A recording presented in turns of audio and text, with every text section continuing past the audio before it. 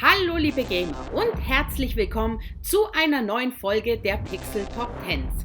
Heute geht es um das Thema Remakes für die PS5. Echt oder Fake? Und es geht los mit der Nummer 10.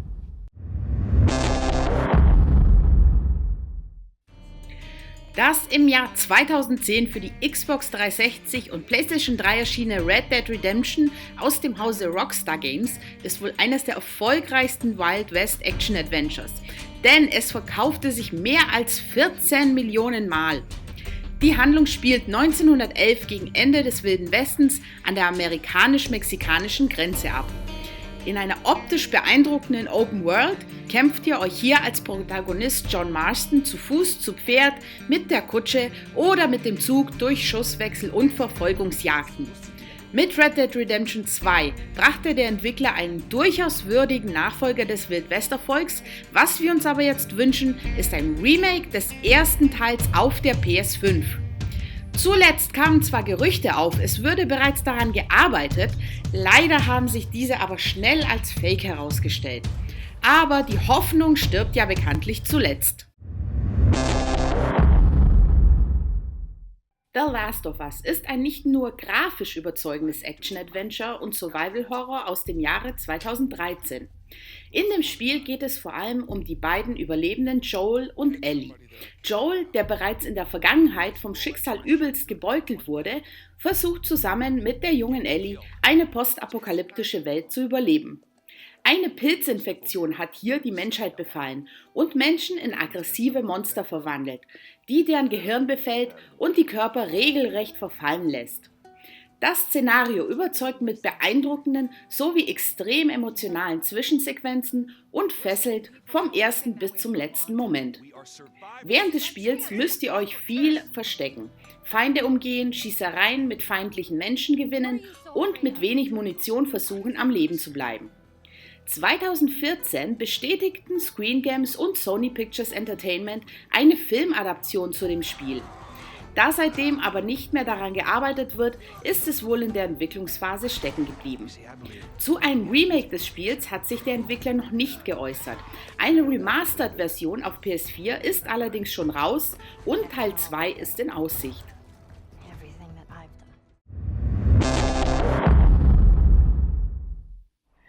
Skyrim ist der 5. Teil der Rollenspielreihe The Elder Scrolls und wohl einer der am besten bewerteten Spiele des Jahres 2011. Hier spielt ihr mit eurem individuell erstellten Charakter in der Provinz Skyrim, was so viel bedeutet wie Himmelsrand.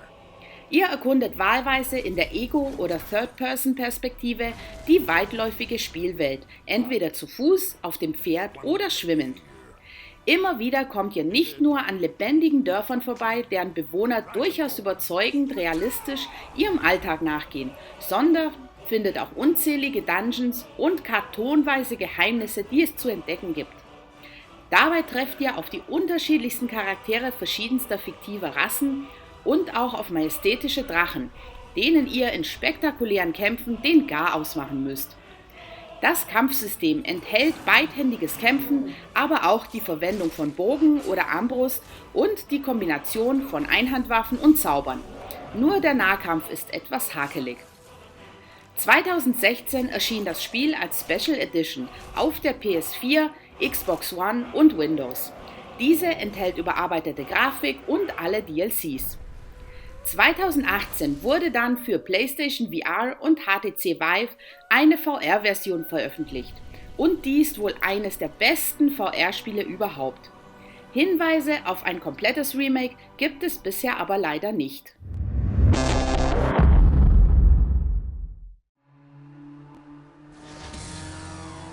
Mit Need for Speed Underground verfrachtet Entwickler Blackbox im Jahre 2003 die Serie in eine neue Ära. Anstatt auf Sportwagen setzte man nun auf getunte Alltagsautos und ausschließlich Nachtrennen. An mehr oder weniger normalen Standardautos könnt ihr hier Modifikationen vom Heckflügel über Turbolader bis Nitro-Einspritzung einbauen. Darüber hinaus könnt ihr die Wagen optisch mit Lackierungen, Neonröhren und Aufklebern aufmotzen. Neben den Rundkursrennen gibt es auch Punkt-zu-Punkt-Fahrten. Darüber hinaus findet der Drift-Modus mit eigener Fahrphysik Einzug.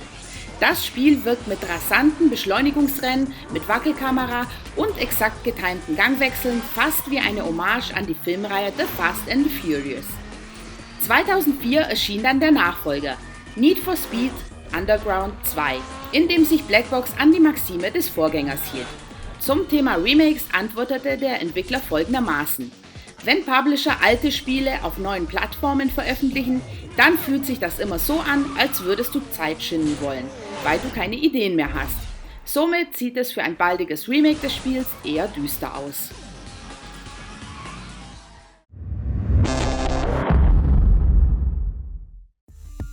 GTA 4 ist wohl das wichtigste Videospiel des Jahres 2008. Als Hauptdarsteller Nico Bellic kämpft und prügelt ihr euch auf der Suche nach einem Verräter aus dem Krieg durch die Story. Diese spielt in einem satirischen New York namens Liberty City, sowie in der Stadt Alderney, die New Jersey nachahmt. Die Hauptaktivitäten im Spiel sind nach typischem GTA-Prinzip: Limousinen, Motorräder, Schiffe und Hubschrauber klauen, Verfolgungsjagden oder Schusswechsel mit der Mafia. Zum ersten Mal kommt dem Protagonisten der GTA-Reihe das Smartphone als Hilfsmittel zugute. Mit diesem kann Nico seine Kumpels anrufen, um sich mit diesen fürs Bowling zu treffen oder sich mit Frauen aus dem Internet zu verabreden. Die Grafik von GTA 4 beeindruckt mit detailliert modellierter Umgebung. Auch die Handlung, die Charaktere, die genialen Synchronsprecher und vor allem schräge Nebencharaktere wie Brucey machen das Spiel zu einem Heidenspaß. Die gewöhnungsbedürftige neue Fahrzeugsteuerung sowie die monotone Missionsgestaltung sind allerdings ein kleines Manko. Rockstar macht, wie man weiß, nur selten Remakes und aktuell gibt es von Entwicklerseite auch keine Gerüchte oder Hinweise auf ein Remake. Wünschenswert ist es aber allemal. Die Chancen für ein GTA 6 sind da sehr viel höher.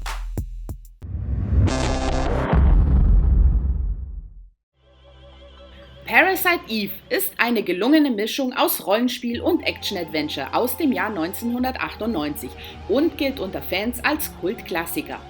Die Story erzählt von Polizistin Aya Bria und Opernsängerin Melissa Pierce. Wegen evolutionär hochentwickelten Mitochondrien, die sie in sich trägt, mutiert Melissa zu einem anderen Wesen und dieses nennt sich selbst Eve. Die Mitochondrien in ihrem Körper übernehmen die Kontrolle und versuchen, die Menschheit auszulöschen, um selbst den Planeten als dominierende Spezies zu übernehmen. RPG-mäßig setzen sich die Kämpfe aus strategischen Runden zusammen, aber nicht selten erinnert das hierzulande eher unbekannte Spiel an Resident Evil.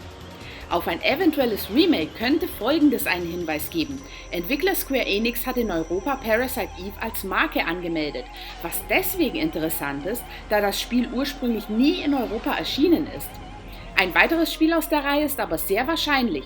Allerdings ist noch unklar, ob es sich um ein Remake oder um eine Fortsetzung handelt. Auch hier hat der Entwickler sich zum Gerücht noch nicht geäußert, deswegen können wir es weder als echt noch als Fake entlarven.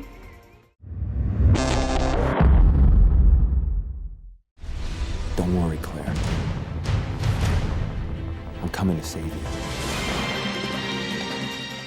Nach dem Capcom 2002 mit Resident Evil 1 und dann 2018 mit Resident Evil 2 bereits grandiose Remakes des Klassikers aus den 90ern herausbrachte, fragen wir uns jetzt, welcher Teil als nächstes eines Remakes würdig wäre. Die Wahl fiel auf Resident Evil Code Veronica. Im Survival-Horror aus dem Jahr 2000 spielt ihr erneut Claire Redfield, die jüngere Schwester des Protagonisten des ersten Teils Chris Redfield. Bei ihrer Suche nach ihrem verschollenen Bruder wird sie im Umbrella-Hauptquartier gefangen genommen und auf eine von Zombies wimmelnden Insel eingesperrt. Das Spiel begeistert mit außergewöhnlicher Story, atmosphärischen Rätseln und erstmals einer beweglichen Kameraperspektive. Die Grafik ist jetzt leider etwas in die Jahre gekommen, deswegen wünschen wir uns auch hier ein Remake für die PS5. Von offizieller Seite gibt es dazu noch nichts, allerdings konnte man kurzzeitig einen USK-Eintrag dazu finden. Dieser wurde inzwischen wieder entfernt, sodass unklar ist, ob der USK nur ein Fehler unterlaufen ist oder ob es hier noch eine Ankündigung geben wird. Das Gerücht wurde bisher weder bestätigt noch dementiert, somit bleibt es erstmal nur ein Gerücht. Steve, behind you! What's wrong, Steve? Shoot him! No!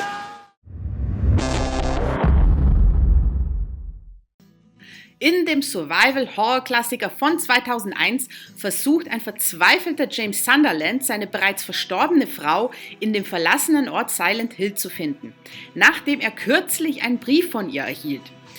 Doch dort trifft er stattdessen auf bizarre Kreaturen, seltsame Zeitgenossen, wie zum Beispiel der 19-jährigen Angela Orozco oder Andy Dombrowski. Die Reise führt nach und nach in die dunkelsten Abgründe menschlicher Psyche und ergründet auf brutale Weise die Schuldgefühle derer, die es nach Silent Hill verschlagen hat. Silent Hill 2 ist ein klassischer Survival-Horror mit allen dazugehörigen Spielelementen, das jedoch ohne große Schockmomente auskommt, sondern vielmehr auf die überaus drückende Atmosphäre und bizarre Optik setzt. Leider ist logischerweise die Grafik aus dem Jahr 2001 heutzutage nicht mehr ganz zeitgemäß und ein Remake auf der PS5 würde es sicherlich optisch umhauen. Nachdem allerdings der geplante Nachfolger namens Silent Hills bereits gecancelt wurde, gilt die Reihe eigentlich als abgeschlossen. Vor einiger Zeit wurden aber Szenen auf YouTube veröffentlicht, die verdächtig ähnlich einem Remake aussahen, allerdings aus der Ego-Perspektive. Das kurbelte die Gerüchteküche natürlich an. Die Videos waren jedoch ein Fan-Remake, das der YouTuber UnknownExe96 in Unreal Engine 4 erstellt hatte. Inzwischen sind die Videos auch nicht mehr online. Die dadurch entstandenen Gerüchte, es gebe ein Remake, sind somit fake. Ein kleiner Trost bleibt. Zwar kein echtes Remake, aber Silent Hill 2 und 3 wurden bereits in HD-Optik nochmal aufbereitet.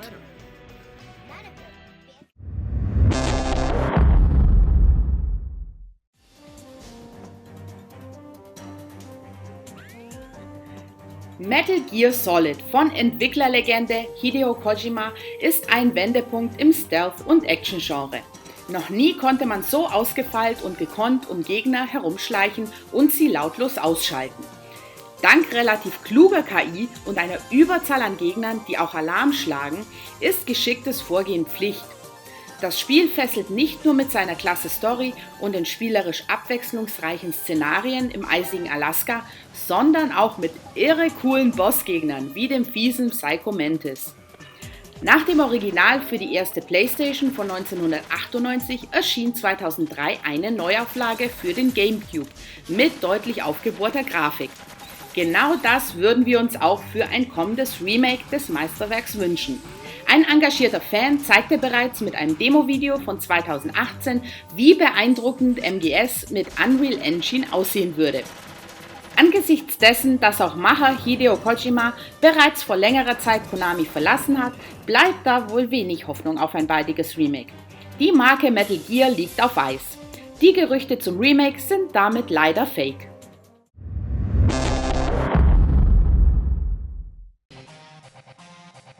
Eingefleischte Fans sehen es schon seit 4 Jahren herbei. Ein Remake des Erfolgsklassikers von 1997, Final Fantasy VII. Und nach 19 Jahren hatte Square Enix endlich angekündigt und die Reaktionen waren überwältigend. Inzwischen wurden auch wieder neue Details und Screenshots veröffentlicht. Das Kampfsystem wird sowohl viel actionlastiger als in der Originalversion von 97 sein. Bleibt zu sehen, ob das Final Fantasy Feeling des Klassikers trotzdem noch rüberkommt. Die bisher gezeigten Trailer lassen jedenfalls Gutes verheißen. Auch wenn das Kampfsystem mit kompletter 3D-Spielgrafik weniger an die Originalfassung erinnert, ist die Story dennoch gleich. Ex-Shinra-Soldat Cloud Strife und seine Freunde müssen gegen den Shinra-Konzern antreten, denn diese berauben den Planeten seiner Makro-Lebensenergie. Das Spiel soll in mehrere Episoden aufgeteilt werden und vermutlich wird sich Teil 1 nur in Midgard abspielen. Ob das gut ist, weil man sich dann auf weitere Teile freuen kann, oder schlecht, weil die Story dann künstlich in die Länge gezogen werden könnte, bleibt abzuwarten. Der Erscheinungstermin der ersten Episode ist für den 3.3.2020 angesetzt und das Remake damit definitiv echt.